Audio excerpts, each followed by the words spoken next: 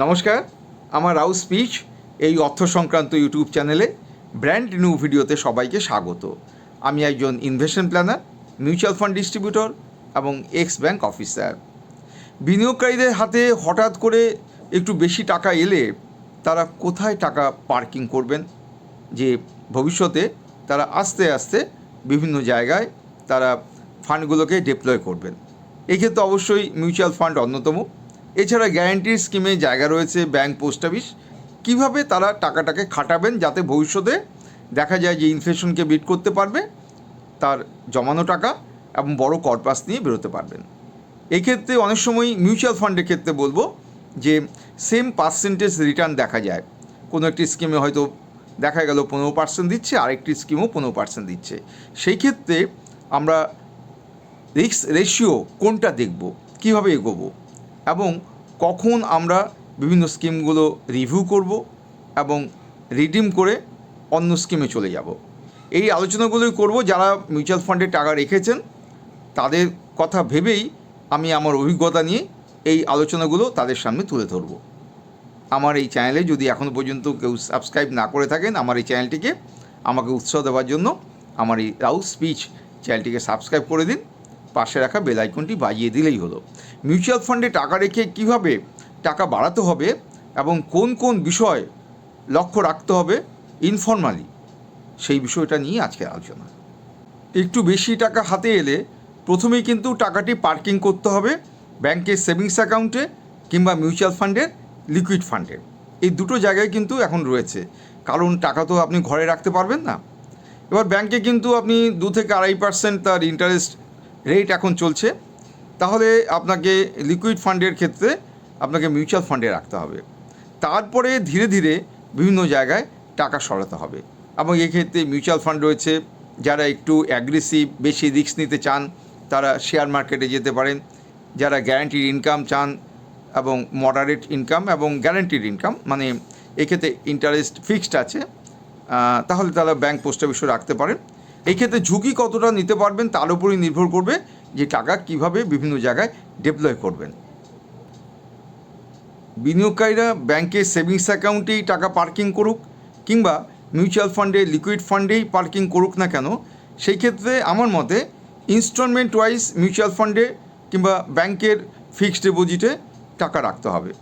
ব্যাংকের ক্ষেত্রে দেখা যাচ্ছে এখন বিভিন্ন দিনের ক্ষেত্রে বিভিন্ন রকম ইন্টারেস্ট, অতএব কম সময়ের জন্য টাকা রাখতে গেলে দেখা যাবে সেখানে 444 দিন, 555 দিন এইভাবে ভাগ করা আছে। ম্যাক্সিমাম 10 বছর ব্যাংকে টাকা রাখা যাবে। আর যদি একটু রিস্ক নিতে চান সেই ক্ষেত্রে মিউচুয়াল ফান্ডে টাকা রাখতে পারেন, কারণ এক্ষেত্রে কিন্তু অ্যাভারেজ রিটার্ন, যে রিটার্ন যে প্রতি বছর হবেই, নেগেটিভ রিটার্ন হয়ে যেতে পারে মিউচুয়াল ফান্ডে টাকা রাখলে। ফলে এখানে দীর্ঘমেয়াদী টাকা রাখতে হবে, তাহলে অবশ্যই ভালো রিটার্ন পাওয়া যাবে। কিন্তু এই ক্ষেত্রে কিন্তু ইরিটেটেড হলে হবে না, যে দাম তো কমে যাচ্ছে, টাকা তুলে ফেলি, তাহলে কিন্তু লোকসান হবে মিউচুয়াল ফান্ডে। এবং এই ক্ষেত্রে ডিসঅ্যাপয়েন্টমেন্টেরও কোনো জায়গা নেই, ফলে এই ক্ষেত্রে প্যানিকেরও কোনো জায়গা নেই। এই ক্ষেত্রে একটু দীর্ঘদিন রাখতে হবে, কারণ বছরের বিভিন্ন সময় দেখা যায় যে কোনো দিন বাজার উঠতির দিকে থাকে, আবার কোনো দিন বাজার নিচের দিকে থাকে। মানে একটা ভোলাটিলিটি, উত্থান পতন বাজারে প্রতিনিয়তই দেখা যায়, রোজই দেখতে পাবেন। সেম ন্যাব বা নেট অ্যাসেসেবল থাকবে না। এবং এই ক্ষেত্রে যদি কেউ শেয়ার মার্কেটে টাকা খাটান, সেখানে কিন্তু রিয়েল টাইমে কেনা বেচা হয়, ফলে সেখানে কিন্তু প্রতি মুহূর্তে দাম বাড়ে কমে। এই প্যানিকটাকে মন থেকে দূরে সরিয়ে দিতে হবে। এবার আসি যে কী কী ফর্মুলা রয়েছে সেখানে বিনিয়োগ করার। এই ফর্মুলাগুলো আমার বানানো নয়, এইভাবে একটু চিন্তাভাবনা করতে পারেন যে আমি কোনো একটি ফান্ডে কীভাবে টাকা ইনভেস্টমেন্ট করতে পারি। বিনিয়োগকারী যদি লামসাম টাকা মিউচুয়াল ফান্ডে রাখতে চান, তাহলে একটা রুল ফলো করতে পারেন ধৈর্য সহকারে। সেটা হচ্ছে 7-5-3-1। 7 কথার অর্থ হচ্ছে যে তিনি অবশ্যই ইকুইটিতে টাকা রাখবেন। ইকুইটি হচ্ছে একটা অ্যাসেট ক্লাস, যেমন ডেট ফান্ড একটা অ্যাসেট ক্লাস, কমোডিটি একটা অ্যাসেট ক্লাস, রিয়েল এস্টেট একটা অ্যাসেট ক্লাস। এরকম ইকুইটি হচ্ছে অ্যাসেট ক্লাস। এর অর্থ হচ্ছে শেয়ার নির্ভর যে মিউচুয়াল ফান্ড সেখানে টাকা রাখা কিংবা ডাইরেক্ট শেয়ারে টাকা রাখা। এবং দেখা যায় যে এখনও পর্যন্ত যে ইকুইটিতে কিন্তু টাকা বেশি বেড়েছে।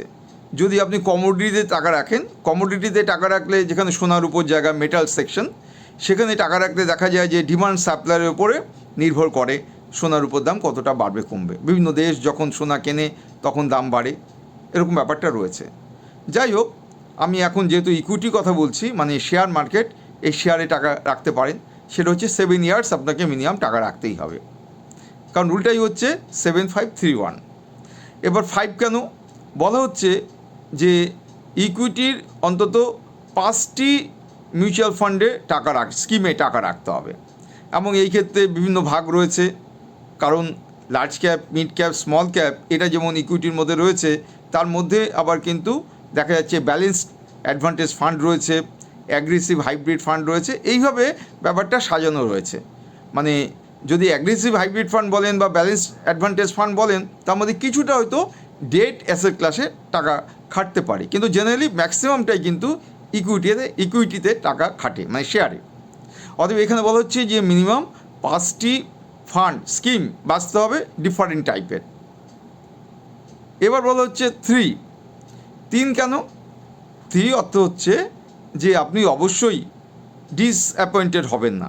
এটা আমি আগেই বলেছি, মার্কেট আপনি টাকা হয়তো অল্প সময়ের জন্য রাখছেন, দেখলেন মিউচুয়াল ফান্ডের মার্কেটে দাম কমে গেল, ফলে ডিসঅ্যাপয়েন্টেড হবেন না, কারণ আপনাকে আগেই বলা হয়েছে যে 7 বছরের জন্য আপনি মিনিমাম মিউচুয়াল ফান্ডে যদি টাকা জমাতে চান তাহলে 7 বছরের জন্য টাকা রাখুন, তাহলে ডিসঅ্যাপয়েন্টেড হলে চলবে না।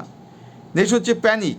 যদি মনের মধ্যে হঠাৎ করে প্যানিক চলে আসে তাহলে কিন্তু মুশকিল, যে কি হবে, আমার টাকা তো বাড়ছে না, তাহলে কিন্তু সমূহ লোকসান, কারণ টাকা তুলে নিলেই কিন্তু নেগেটিভ ব্যাপার হতে পারে। আরেকটা হচ্ছে ইরিটেশন, যে টাকা রাখছি, টাকা বাড়বে না কমবে, ঠিক আছে কিছুটা টাকা তুলে ফেলি, এই স্কোপটা কিন্তু মিউচুয়াল ফান্ডের ক্ষেত্রে আছে। আপনি 2 লাখ টাকা বিনিয়োগ করলেন, দেখলেন যে মার্কেটে তেমন ফাংশন করছে না, কিছু টাকা তুলে ফেলি। আবার অনেক সময় হয় কি, কিছুটা টাকা বেড়েছে, অনেকে আবার সেখান থেকে টাকা তুলে ফেললেন, মানে 2 লাখ টাকা থেকে বেড়ে হয়তো 2,20,000 টাকা হয়েছে, তাহলে তিনি ভাবলেন 20,000 টাকা তো আমার প্রফিট বা রিটার্ন আমি বেশি পেয়ে গেলাম, অত 20,000 টাকা তুলে ফেলি, সেই ক্ষেত্রে কিন্তু ইউনিট কমে যাবে। অতএব এই ক্ষেত্রে ইরিটেশন, ডিসঅ্যাপয়েন্টমেন্ট বা প্যানিকের কোনো জায়গায় নেই মিউচুয়াল ফান্ডে। এই নিয়মটি যদি ফলো করা যায় তাহলে ভবিষ্যতে কিন্তু বড় বড় যে প্ল্যানিংগুলো লোকের থাকে, মানে ব্যক্তিদের যারা বিনিয়োগ করছেন, যে রিটায়ারমেন্ট প্ল্যানিং, বাড়ি করা, এইগুলো কিন্তু মিউচুয়াল ফান্ডের থেকে কিন্তু হতে পারে। এই ক্ষেত্রে লামসাম যেমন আপনাকে সাহায্য করবে, কারণ আপনি ইনস্টলমেন্ট ওয়াইজ লামসাম বিভিন্ন স্কিমে রেখেছেন, তেমনি আপনি যদি এসআইপি সিস্টেমেটিক ইনভেস্টমেন্ট প্ল্যানের মাধ্যমে মাসে মাসে একটি নির্দিষ্ট টাকা আপনি ইনস্টলমেন্ট ওয়াইজ জমা করেন, তাহলেও কিন্তু সেটা ভালো রিটার্ন দেবে। এসআইপির ক্ষেত্রে অনেক সময় দেখা যায় যে দাম কমে যায়, মানে কমে যায় অর্থ বলছি যে হয়তো স্কিমে যে নেট অ্যাসেট ভ্যালু কমতে থাকলো, তাহলে কিন্তু লাভ, কারণ বেশি ইউনিট পাওয়া যাবে। একটা সমীক্ষায় দেখা গেছে যে প্রথম 5 বছর এসআইপির ক্ষেত্রে, সিস্টেমেটিক ইনভেস্টমেন্ট প্ল্যানের ক্ষেত্রে যদি কেউ টাকা রেখে থাকে এবং যদি নেগেটিভ রিটার্ন দেয়, তারপরে যদি পজিটিভ রিটার্ন হতে থাকে ভবিষ্যৎকালে, তাহলে কিন্তু বিশাল অঙ্কের টাকা বেড়ে যায়। আপনি বিভিন্নভাবে আপনি এমফি ওয়েবসাইটে গিয়ে দেখতে পারেন যে কোন কোন স্কিমে এসআইপিতে কত টাকা বেড়েছে গত 20 বছর 25 বছরে, মানে একটা লম্বা সময়ের জন্য মিউচুয়াল ফান্ড স্কিমে টাকা রাখতে হবে। মিউচুয়াল ফান্ডের বিভিন্ন স্কিমে বিনিয়োগ করার পর অবশ্যই আপনি বুঝতে পারেন যে আপনার স্কিমটি কেমন চলছে। কিভাবে? যদি আপনি রিস্ক রেশিওগুলো দেখেন, আমি স্ট্যান্ডার্ড ডেভিয়েশনের কথা বলবো না, আমি শুধু একটা বিটা নিয়ে আলোচনা করছি। এই বিটা যদি আপনি দেখেন, এই রিস্ক রেশিওটা, তাহলে আপনি যদি দেখেন যে বিটা 1, এর অর্থ হচ্ছে ইন্ডেক্স ওয়াইজ চলছে, মানে মিরার ওয়াইজ চলছে, মার্কেট যেমন বাড়ছে কমছে সেভাবে আপনার স্কিমটা বাড়ছে কমছে। যদি দেখেন যে 1+, এর অর্থ হচ্ছে যে রিস্ক নিচ্ছে, প্রচুর রিস্ক নিচ্ছে, রিস্ক নিয়ে রিটার্ন দিচ্ছে, যদি 1+ থাকে। যদি দেখেন যে 1-, এর অর্থ হচ্ছে স্টেবল। এইভাবে বিটা দেখে এবং এই ক্ষেত্রে ক্যাটেগরি অ্যাভারেজে রিটার্ন কত আছে তার সঙ্গে কম্পেয়ার করে বোঝা যায় যে ক্যাটেগরি অ্যাভারেজ থেকে বেশি দিচ্ছে কি না। এইভাবেও আপনি বুঝতে পারবেন যে আপনার স্কিমটি কতটা ভালো কাজ করছে। এই রিস্ক প্যারামিটার্সটা কোথায় পাবেন? বিটা এটা পাবেন ফ্যাক্টশিটে। প্রত্যেক মাসে মিউচুয়াল ফান্ড কোম্পানি বিনিয়োগকারীর মেইল আইডিতে এই ফ্যাক্টশিট পাঠান, এবং সেখানে আরেকটি বিষয় জানা যায় যে কোন কোন কোম্পানিতে তারা বিনিয়োগ করছেন, আপনার টাকাটা, মানে ফান্ড ম্যানেজাররা বিনিয়োগ করছেন কোথায় কোথায়, এইটাও কিন্তু জানতে পারবেন আপনারা ফ্যাক্টশিট থেকে। অতএব প্রতি মাসে বিনিয়োগ করার পর প্রতি মাসের ফ্যাক্টশিটটা ভালো করে বিনিয়োগকারীদের পড়তে হবে যে তার স্কিমটি কেমন ফাংশন করলো। যাই হোক, মিউচুয়াল ফান্ডে টাকা রেখে কী কী ভাবনা চিন্তা করতে হবে তার কয়েকটি বিষয় বললাম। তো আজকের ভিডিওটা কেমন লাগলো আপনারা এই ভিডিওর কমেন্ট সেকশনে কমেন্ট করে জানান। আর আমার এই চ্যানেলে যদি এখনও পর্যন্ত কেউ সাবস্ক্রাইব না করে থাকেন, যারা দেখছেন তাদের প্রতি আমার বিনীত অনুরোধ যে আমাকে উৎসাহ দেওয়ার জন্য আমার এই রাউস স্পিচ চ্যানেলটিকে সাবস্ক্রাইব করে দিন, পাশে রাখা বেল আইকনটি বাজিয়ে দিলেই হলো। দু একদিনের মধ্যেই আমি আরেকটি অর্থ সংক্রান্ত ভিডিও নিয়ে আপনাদের কাছে উপস্থিত হব। আপনারা ভালো থাকুন, সুস্থ থাকুন।